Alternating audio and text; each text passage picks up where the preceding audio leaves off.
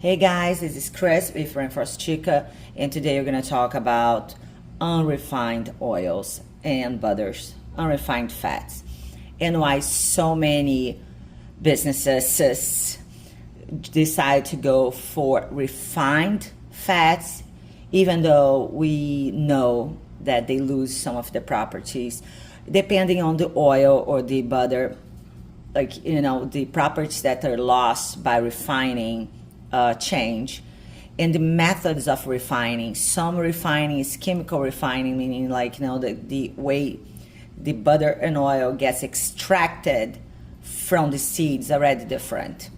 And some ways of refining is like a super like extreme filtration.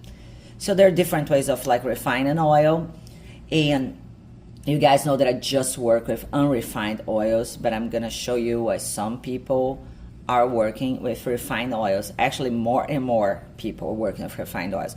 Don't worry, I'm never gonna go there, but I can point you out, I can point out some refined oils out there if you need. So, okay, this and this are Brazil nut oil, okay? When I first received this one, I was disappointed because my Brazil nut usually looks like this. And I was like, oh, is it refined? What do you guys do to my Brazil nut? And I've had a few customers ask me. So this is a roasted Brazil nut. This is a raw Brazil nut. I brought some inside the shell from Brazil because I love the raw one. The raw tastes like coconut and it's fresh, it's delicious, but it goes bad, so you need to bring inside the shell. So see the difference in color? Get it? No, you cannot extract oil from a raw seed, but depending on how much the seed was roasted, you get difference in oil color. And sometimes because most products on Amazon are seasonal, so sometimes if you need your seed to last a long time, you have to really toast it a lot. So the difference in color, very similar to difference in oil. So after visiting a few people who extract oil in the Amazon, I came to the conclusion that this is as good or better because made from a fresher seed. By the way, guys, Brazil nut is a seed, okay? So I hope you guys have the chance to try the raw Brazil nut one day. And yes, this Brazil nut oil should look like that. Another product that I have that changed a lot in color and texture, actually, from batch to batch, is the Bacuri butter. This is a creamier, looks soft. I mean, they all have the same melting point, but this looks softer and it's way darker. And this Bacuri is much lighter. It's a little grainy, but you can always melt it and put it in the fridge for really quick, and it becomes creamier too. So this two Bacuri butter, they are both good quality, both made from good seeds, but Bacuri is seasonal. Bacuri you just find Bacuri in the forest for the first I think it's the beginning of the year, for the rainy season. So sometimes you have to save the seeds and roast the seeds and dry the seeds more, so the color changes and the texture and the way it's extracted. It's always the same, but some people filter the fats more, some people filter less, just do one filtering, so they look different. Are they both good quality? Yes. Are they both good to use? But imagine if you have a big company, a big corporate, now you sell it's not like me, it's small, because If I make like a balm from this one and with this one, the balm is gonna get a lot darker. But if my customers, for the few hundred balms that I sell, like, I can explain it to my customers. Oh, this balm was made with this bacuri, that's why it's a very dark balm. This other balm was made with this bacuri, that's why a lighter balm. But like a big company cannot explain to their millions and millions of like customers why, some of the products like this year or this month, like the batch was like this and the month the batch was like this. That's why they choose to work with refined fats, because you don't have this problem. All refined fats pretty much look the same. Another problem that we find in non-refined fats is the melting point. So these two they're two, both andiroba, both the same batch, but this one is in my air conditioning. That's just my air conditioning. It's not super low here. It's like like high, like mid 70s, like high 70s, and this one it stayed in my car for a little bit. So this one is just like melted, and this one is not melted. So in order to work with something that has a melting point is a little bit more complicated. Not for me, but for like bigger, like business, or maybe just for you. Look at Pequi. Pequi fully on, like solidifies. Always. You melt it and it gets like, it stays liquid for a little bit and then solidifies. Totally solid, look.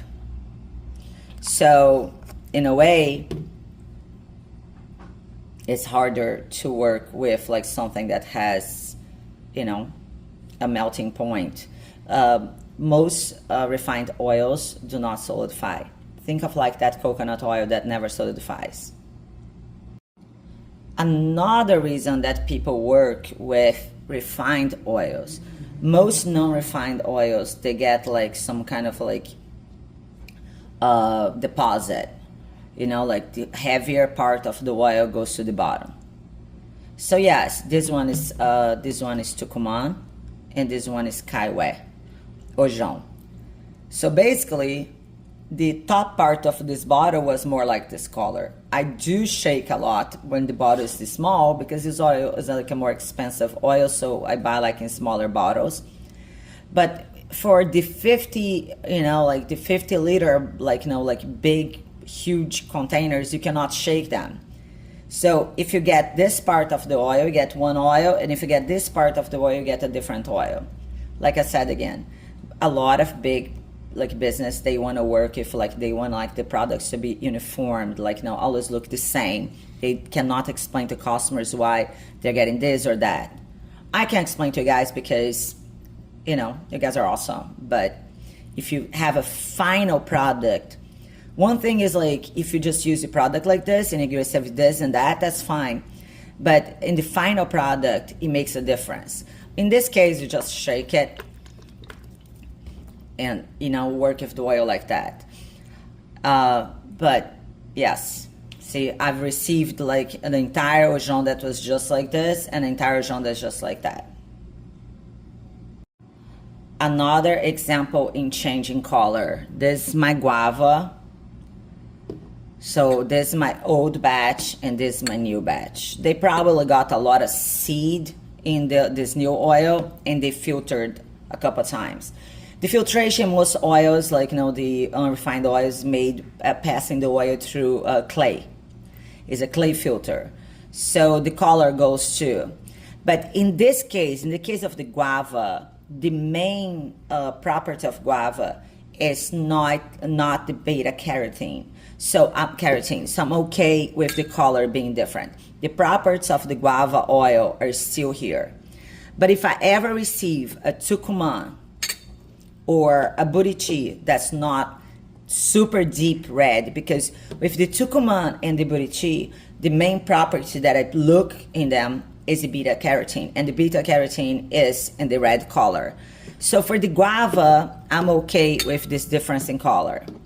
But for Tucumán and Buriti, I could never get them, and believe me, there's a Tucumán fruit from like a Western Amazon that's more yellow. So there is a Tucumán oil there that's like more yellow because of the fruit is a little different. But I wouldn't get it. I was offered that I wouldn't get it.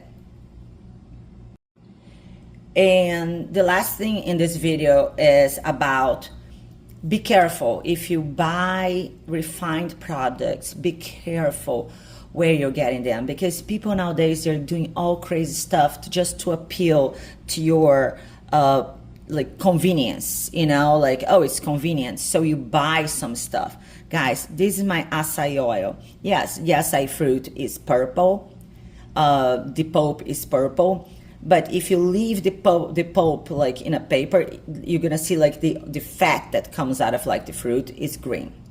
So this gorgeous, see this gorgeous rich acai, one of my favorite oils, is green. It's always green. Actually, it doesn't change from batch to batch. I buy from the same person and they have like this amazing smell of the fruit and this green. Okay, it does turn your skin green for a little bit. You have to like, you know, and actually most of my pillowcase have a green tint on it. So acai is like this. Do you guys believe that some like business in Brazil, they're like making an acai oil that's like purple in color, just to appeal to your sense of like, oh, acai is purple, so the oil is purple. And it's gonna look better, you know? Yes, it's gonna look better if you sell something with acai, if the name acai, it's gonna look better if it's purple, but it's not the real acai. So guys, working with refined oils and fats in general, it's okay. It's not my favorite. I don't wanna work with refined products. I wanna sell unrefined products. And you can ask me, Chris, why do you ask us to be careful with other people who sell fats and not you? Well, my main thing is, yes, I need to make money. Yes, I love working with my oils, but I want to help the forest. I want to help like the small producers. I want to help the harvesters. And I would gain nothing by selling products that are not the legit. Like, I mean, look, why would I want this? Why would I want to like falsify or put like colorants or do anything to this oil? And why would I sell anything that's not like this gorgeous? Look at the color for this Tucumán. Look at this. You know, I'm just like absolutely in love with my products the way they are. But I totally understand if you need to work with refined products. And I'm not even talking about like the smells, the different scents.